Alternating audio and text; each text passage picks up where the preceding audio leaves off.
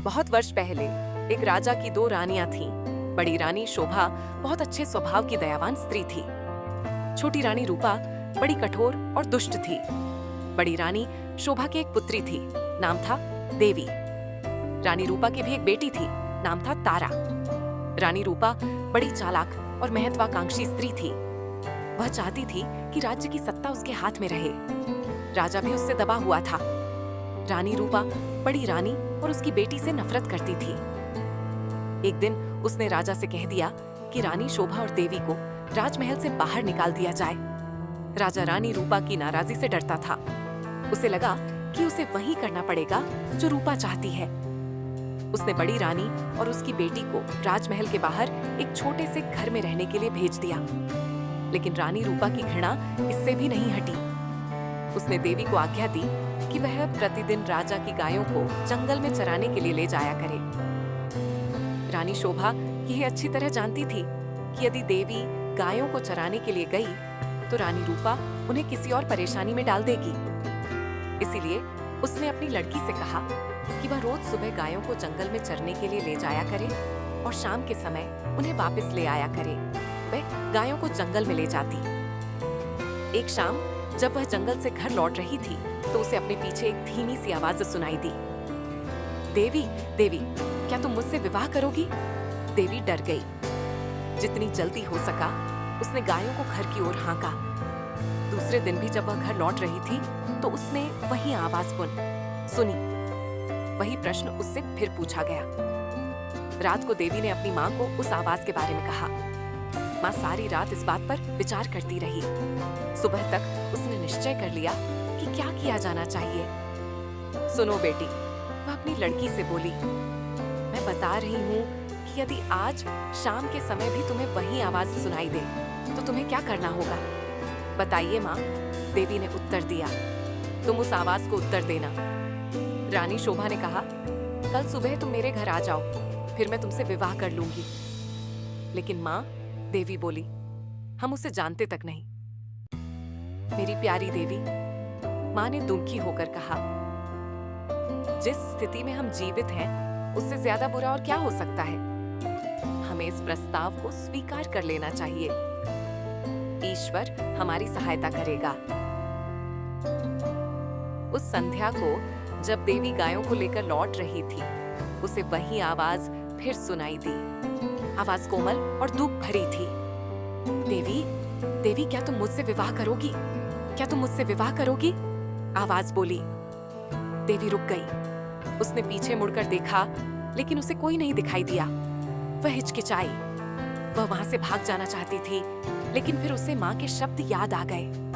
वह जल्दी से बोली, हाँ, यदि तुम कल सुबह मेरे घर आ जाओ तो मैं तुमसे विवाह कर लूंगी। तब वह बड़ी तेजी से गायों को हाँकती हुई घर चली गई। अगले दिन सुबह रानी शोभा जरा जल्दी उठ गई। उसने जाकर बाहर का दरवाजा खोला, देखने के लिए कि कोई प्रतीक्षा तो नहीं कर रहा। वहां कोई भी न था। अचानक उसे एक धक्का सा लगा और वह स्तब्ध रह गई। एक बड़ा अजगर कुंडली मारे सीढ़ियों पर बैठा था। रानी शोभा सहायता के लिए चिल्लाई। देवी और नौकर भागे भागे आए कि क्या बात है। तभी एक आश्चर्यजनक बात हुई। अजगर बोला, नमस्कार। उसका स्वर बहुत विनम्र था। मुझे निमंत्रित किया गया था, इसीलिए मैं आया हूँ। आपकी लड़की ने मुझसे वायदा किया था कि यदि मैं सुबह घर आ सकूं तो वह मुझसे विवाह कर लेगी। मैं इसलिए आया हूँ। रानी शोभा की समझ में नहीं आ रहा था कि वह करे तो क्या करे। उसे तो यही आशा थी कि किसी दिन कोई सुंदर नौजवान उसकी लड़की से विवाह करने आएगा। उसने ये कभी नहीं सोचा था कि वह अजगर होगा। एक नौकर भागकर रानी रूपा के पास गया और उसने सारी घटना बतला दी। रानी ये सुनकर प्रसन्न हुई। वह उसी समय अपने नौकरों के साथ रानी शोभा के घर गई। यदि राजकुमारी देवी ने किसी के साथ विवाह का वायदा किया है, वह बोली, तो उसे अपना वायदा अवश्य निभाना चाहिए। रानी होने के कारण यह देखना मेरा कर्तव्य है कि वह अपना वायदा पूरा करे। उसी दिन विवाह हो गया। रानी शोभा और देवी के लिए यह कोई प्रसन्नता का समय नहीं था, लेकिन इतने दुर्भाग्य सहने के बाद वे किसी भी प्रकार की विपत्ति का सामना करने को तैयार थीं।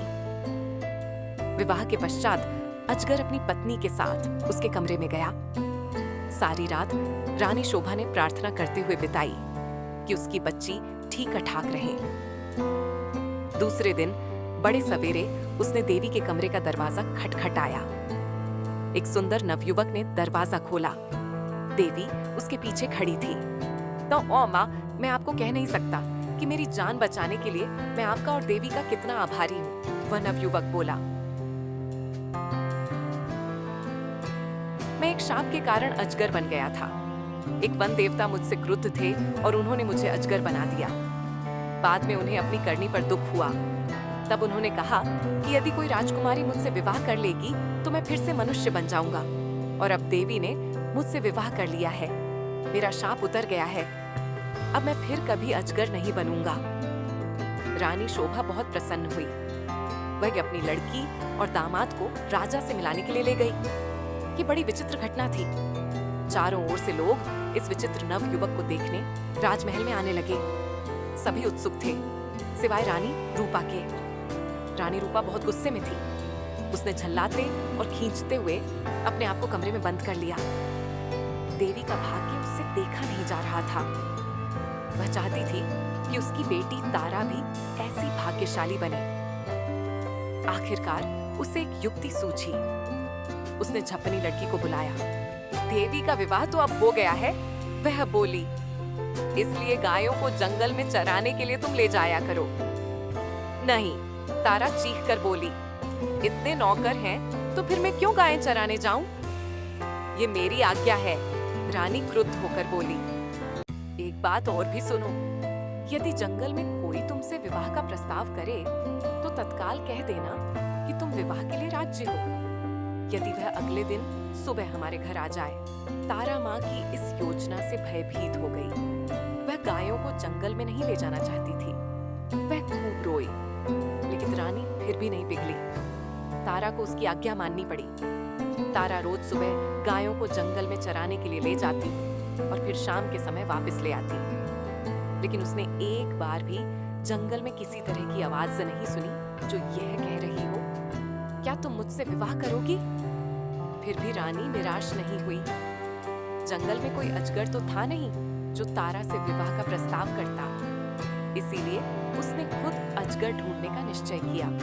उसने अपने नौकरों को एक अजगर लाने की आज्ञा दी। बहुत खोज करने पर काफी दिनों पश्चात उन्हें एक बहुत बड़ा अजगर मिला। उसे पकड़कर वे राजमहल में ले आए।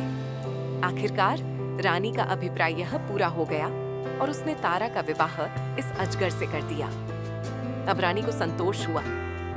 विवाह की रात तारा तथा अजगर को एक कमरे में बंद कर दिया गया। रानी अधीरता से सुबह की प्रतीक्षा कर रही थी। रानी रूपा ने सवेरे सवेरे ही लड़की के कमरे का दरवाजा खटखटाया, लेकिन कोई उत्तर न मिला। उसने जरा और जोर से दरवाजा खटखटाया, लेकिन दरवाजा तब भी न खुला।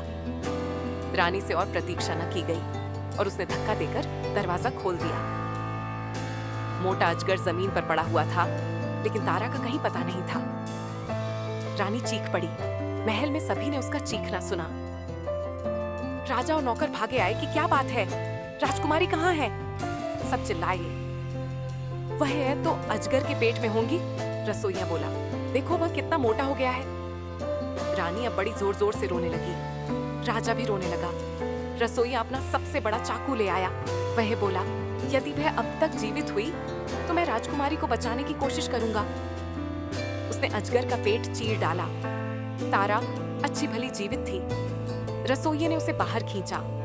वह चीख मारकर अपनी माँ की तरफ भागी। अजगर की मृत्यु हो गई और साथ में रानी रूपा की इस इच्छा की भी कि तारा का विवाह देवी की तरह ही किसी योग्य और संपन्न नव युवक से हो।